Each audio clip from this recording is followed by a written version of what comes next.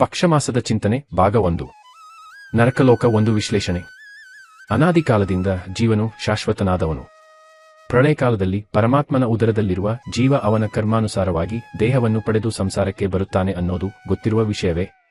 ಜೀವರಲ್ಲಿ 3 ವಿಧ: ಸಾತ್ವಿಕ ಜೀವರು, ರಾಜಸ ಜೀವರು, ತಾಮಸ ಜೀವರು.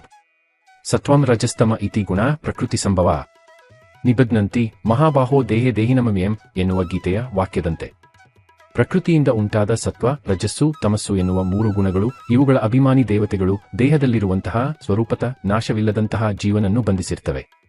ಸತ್ವಗುಣದವರು ಶ್ರೀದೇವಿಯರು ಸತ್ವಾಭಿಮಾನಿ ದೇವತೆ, ಜೀವನಿಗೆ ಶುದ್ಧವಾದ ತತ್ವಜ್ಞಾನವನ್ನು ನೀಡುವಳು. ಸತ್ವಗುಣದವರು ಅಹಂಕಾರಾದಿಗಳಿಲ್ಲದೆ, ರೋಗರುಜಿನಗಳಿಲ್ಲದೆ ಎಲ್ಲ ಅವಸ್ಥೆಗಳಲ್ಲಿಯೂ ತಟಸ್ಥರಾಗಿ ಪರಮಾತ್ಮನ ಕುರಿತಾದ ನೈಜ ಜ್ಞಾನವನ್ನು ಹೊಂದಿದವರಾಗಿ ಕಾರ್ಯಗಳನ್ನು ಬಂಧ ಮೋಕ್ಷಗಳನ್ನು ಸರಿಯಾಗಿ ತಿಳಿದಿರುತ್ತಾರೆ. ಇವರು ಅಪರೋಕ್ಷ ಜ್ಞಾನದಿಂದಲೇ ಜನೋಲೋಕ, ತಪೋಲೋಕ ಇತ್ಯಾದಿ ಲೋಕಗಳನ್ನು ಹೊಂದುತ್ತಾರೆ. ರಜೋಗುಣದವರು ಭೂದೇವಿಯರು ಅಭಿಮಾನಿ ದೇವತೆ.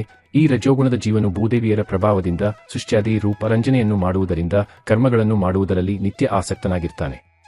ಕರ್ಮದ ಫಲಾಸಕ್ತಿ ಹಿಂಸೆಯನ್ನು ಮಾಡುತ್ತಾ ಅಶುಚಿಯಾಗಿ ಧರ್ಮಾಧರ್ಮಗಳನ್ನು ಕಾರ್ಯಗಳನ್ನು ಬೇರೆ ರೀತಿಯಲ್ಲಿ ಸಾತ್ವಿಕರಂತೆ ಸರಿಯಾದ ರೀತಿಯಲ್ಲಿ ತಿಳಿಯುತ್ತಾರೆ. ಇವರು ತಾವು ಮಾಡುವ ಕಾಮ್ಯಕರ್ಮಗಳಿಂದ ಸ್ವರ್ಗಾದಿ ಲೋಕಗಳನ್ನು ಹೊಂದುವರು. ತಮೋಗುಣದವರು ದುರ್ಗಾದೇವಿಯರು ಅಭಿಮಾನಿ ದೇವತೆ. ಈ ಜೀವಿಗಳು ಅಧರ್ಮಬುದ್ಧಿ, ಸೋಮಾರಿತನ, ಸದಾ ಅಳುಮುಖದವನಾಗಿಯೂ ತೃಪ್ತಿ ಅನ್ನೋ ಮಾತೇ ಇಲ್ಲದ, ಧರ್ಮದಲ್ಲಿ ಆಸಕ್ತಿಯೇ ಇಲ್ಲದ, ಧರ್ಮವನ್ನು ಅಧರ್ಮವನ್ನಾಗಿ, ಜ್ಞಾನವನ್ನು ಅಜ್ಞಾನವಾಗಿ, ಎಲ್ಲವನ್ನೂ ಉಲ್ಟಾ ತಿಳಿಯುವನಾಗಿರುತ್ತಾನೆ. ಸತ್ವ ರಜೋಗುಣಗಳಿಗಿಂತ ಹೀನವಾದ ಈ ತಮೋಗುಣದ ಸದಾ ಅಜ್ಞಾನದಲ್ಲೇ ಇರುವ ತಾಮಸ ಜನರು ನಿತ್ಯವೂ ಸಂಸಾರದಲ್ಲೇ ಬಿದ್ದಿರ್ತಾರೆ. ತಾಮಸ ನರಕವನ್ನು ಹೊಂದುತ್ತಾರೆ. ಹೀಗೆ ಆಯಾಯ ಗುಣದವರಿಗೆ ಆಯಾಯ ರೀತಿಯ ಬುದ್ಧಿಗಳೇ ಆಯಾ ಅಭಿಮಾನಿ ದೇವತೆಗಳು ನಿಂತು ಜೀವನ ಕರ್ಮಾನುಸಾರೇಣ ಮಾಡಿಸುವರು. ಈ ವಿಷಯ ಇನ್ನೂ ಆಳವಾಗಿ ಮುಂದೆ ತಿಳಿಯಲು ಪ್ರಯತ್ನ ಮಾಡೋಣ. ನರಕಗಳ ವಿಷಯಕ್ಕೆ ಬರೋಣ. ಈ ಪಾಪ ಕರ್ಮಗಳಿಗೆ ಫಲವನ್ನು ನೀಡುವ ಹಲವು ನರಕಗಳಿವೆ. ಈ ನರಕಲೋಕ ಬ್ರಹ್ಮಾಂಡದ ನಡುವೆ ದಕ್ಷಿಣ ದಿಕ್ಕಿನಲ್ಲಿ ಭೂಮಿಗಿಂತ ಕೆಳಗೆ ಜಲರಾಶಿಗಿಂತ ಮೇಲುಭಾಗದಲ್ಲಿ ಇರುವ ಪ್ರದೇಶಕ್ಕೂ ಮಧ್ಯದಲ್ಲಿರುವ ಪ್ರದೇಶದಲ್ಲಿರುವುದು.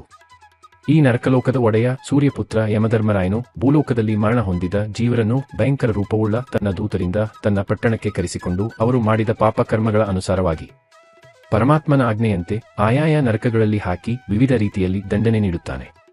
ಆ ನರಕಗಳು ಎಷ್ಟು ಇವೆ, ಅವುಗಳನ್ನು ನಾವು ಯಾವ ಕರ್ಮ ಮಾಡುವುದರಿಂದ ಪಡಿತೇವೆ ಎನ್ನುವ ಎಲ್ಲ ವಿಷಯಗಳನ್ನು ನಾಳೆಯ ಭಾಗದಲ್ಲಿ ನೋಡೋಣ. ಪರಮಾತ್ಮನ ಸ್ಮರಣೆ ನರಕಲೋಕದ ಬಾಧೆಯನ್ನು ತೊಲಗಿಸುವ ಮುಖ್ಯ ಸಾಧನ. ಪರಮಾತ್ಮ ಸದಾ ತನ್ನ ನಾಮಸ್ಮರಣೆ ನಮ್ಮ ನಾಲಿಗೆಯ ಮೇಲಿರುವಂತೆ ಮಾಡಲಿ ಎಂದು ಭಗವಂತನಲ್ಲಿ ಭಕ್ತಿಯಿಂದ ಪ್ರಾರ್ಥನೆ ಮಾಡುತ್ತಾ ಭಕ್ತಿ ಪೂರ್ವಕ ಸಬ್ಸ್ಕ್ರೈಬ್ ಆಗುವಂತೆ ವಿನಂತಿ. ಭಾಗ 2ರಲ್ಲಿ ಸಿಗೋಣ. ಸರ್ವೇ ಜನ ಸುಖಿನೋ ಭವಂತು.